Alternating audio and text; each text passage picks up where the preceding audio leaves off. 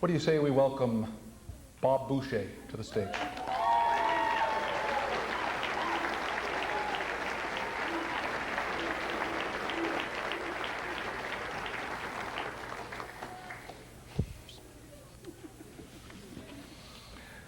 To use the words of an old Hank Snow favorite, Bob Boucher has been everywhere, man. That's right, including there. He was an assistant coach in the National Hockey League and coached in the minor pros. He established dynasties with university and senior clubs. He directed teams in Major Junior and Tier 2 Junior. He coached in Europe. He coached so many games over 35 years, he cannot confirm how many. He did it with a love for the game he played as a teenager, a game that somewhat turned its back on him when he was struck in an eye and lost his sight, and with it the hope of being a National Hockey League player. He came from a rich hockey heritage. He is the son of Bill Boucher, who scored the first goal in the Montreal Forum, the nephew of Frank Boucher, who played with the Ottawa Senators and New York Rangers. With players' assets of scoring ability, hockey smarts, and intelligence, Bob played junior hockey for Toronto St. Mike's and Montreal Junior Canadiens, starring with the latter in 1957 in a Memorial Cup championship year with Henri Richard as a teammate. Despite the eye injury, Boucher played senior and semi-pro hockey in Europe and North America, but a call from Bob Hayes lured him to St. Mary's University.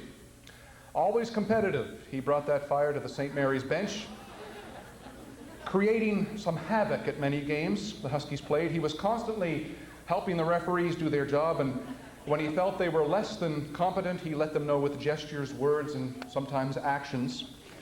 During a game at St. Mary's, Boucher was removed from the game for abusive behavior toward the refs. He was so incensed by his removal from the game, he locked the refs in their dressing room and went home with the only key.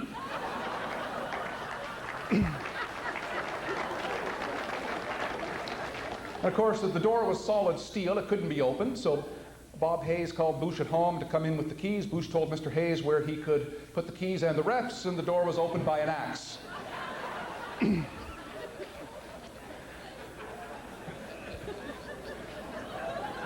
The beautiful thing about him, you don't have to make anything up. It's all...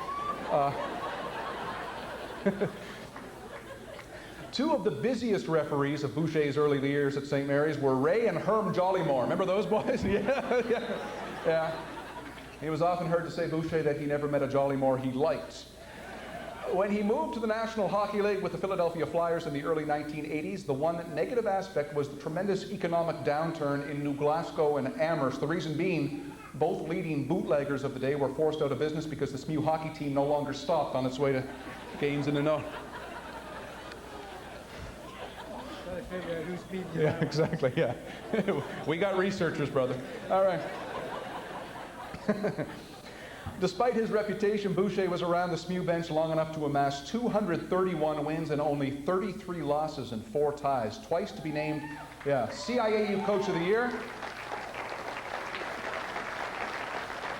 And he served as Vice President of the Canadian University Hockey Coaches Association. He was also twice assistant coach of Canada's World University Games team. Bob Hayes recalls his days as athletic director and fighting fires for Boucher. This is all in quotes, this next part. With faculty advisor, the late Father J.J. Hennessy, we often acted as defense counsel for Coach Boucher. The disciplinary committee of the AUAA found in favor of the accused on minor charges such as failure to communicate properly, excessive use of adjectives and adverbs, and distortion of the freedom of speech clause. Because of Father Hennessy's charm, Boucher's normal penalties were letters of reprimand. However, on some occasions he received game suspension. One of these was a result of a brouhaha that occurred in Newfoundland against Memorial University. Boucher was networking with the on-ice officials about a multiple penalty call and claimed vigorously that one player was spearing, and that provoked the incident. The referee disagreed, asked Coach Boucher to leave the game. The disciplinary committee suspended Boucher, but St. Mary's appealed based on the purported spearing incident. The appeal committee suspended Boucher for the remainder of the game and playoff games on the grounds that the suspected spearer was in the penalty box when Coach Boucher thought he was on the ice creating all the havoc. Subtle omission there, just missed that. Yeah, despite his attitudes towards the officials, and aside from his one-loss record, more important was his dedication to his student athletes for their academic success and general well-being. He was instrumental in setting up Canada's National Coaches Accreditation System, and through his writings on the game and the development of the coaches level system, he has influenced the thinking of hockey coaches across Canada. His enthusiasm for teaching led him to start the St. Mary's Hockey Camp of Champions, a summer program for minor hockey players. Under his leadership, top-notch instruction was offered to over 2,000 players through the years. He left St. Mary's in 1982 to be an assistant coach with his former junior teammate Pat Quinn, coach of the Philadelphia Flyers. He was hired specifically to improve the Flyers' power play, which had been the worst in the league the previous year. In one season under Boucher, the Flyers' power play became tops in the league. Quinn said, quote, "While I interviewed many prominent coaches from professional and amateur hockey, Bob stood out among the candidates. His coaching success jumped off his resume, but I was more influenced by his knowledge, his philosophy, his passion for the game, and his ability to communicate." He came back to Nova Scotia to coach Dartmouth Moosehead Mounties of the Nova Scotia Senior League to 208 wins, 64 losses, 19 ties over 7 years, including the Hardy Cup National Championship in 1989-90. He also coached with the Nova Scotia Oilers of the American Hockey League and with teams in the Maritime Junior A Hockey League. Ladies and gentlemen, Bob Boucher's St. Mary's team has won 9 successive AUAA titles and appeared in 5 consecutive CIAU finals between 1969 and 1973. And through his hockey travels and the long hours devoted to his teams, Boucher has been a devoted husband to the former Anne O'Neill, a former figure skating professional who now teaches handicapped kids in the school system.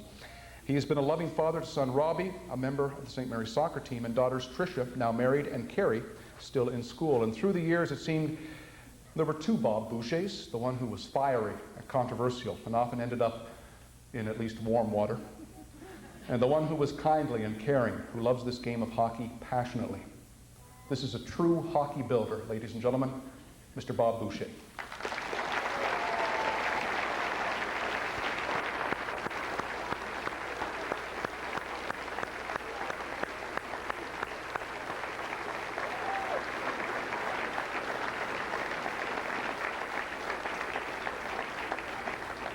To make the presentation, can we have Peter McGuinness come forward, please? He's Director of Marketing for Cantel, AT&T in the Atlantic Provinces, and Hall of Famer Bob Hayes, star fullback with the Shearwater Flyers of the Nova Scotia Football League and former athletic director at St. Mary's University, inducted into the Hall of Fame in 1980. Can you both come forward?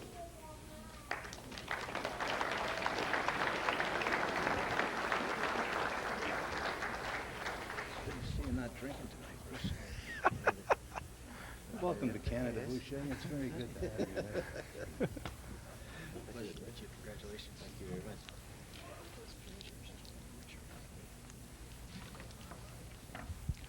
much. And now a member of the Nova Scotia Sport Hall of Fame, Mr. Bob Boucher.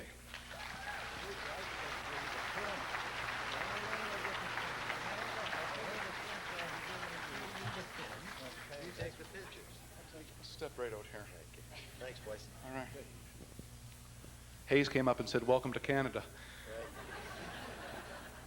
Actually, Hayes did rescue me from Upper Canada, and it's sort of like I'm from Ottawa. Most of my family and my friends and my neighbors were all worked for the federal government. So this was sort of like coming from being a brown noser to a blue noser.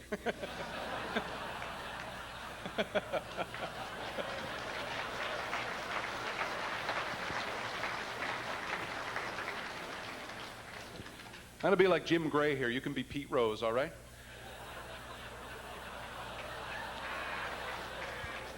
What was it about referees? I love referees.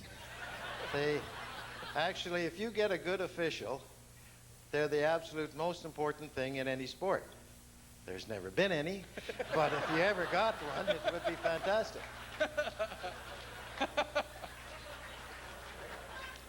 We just heard about a number of career highlights. Did we miss anything? Anything stand out? Any stories you'd like to tell tonight?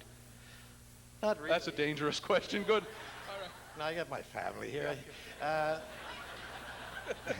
But really, you see, I'm a come from away, as you know, and a lot of come from aways I've seen look down their nose at Nova Scotians until a couple of years later when they're begging to be able to stay. Well, I didn't have that problem. I wanted to stay right away because the great Bob Hayes introduced me to all the cultural and heritage type of places in Nova Scotia. you know.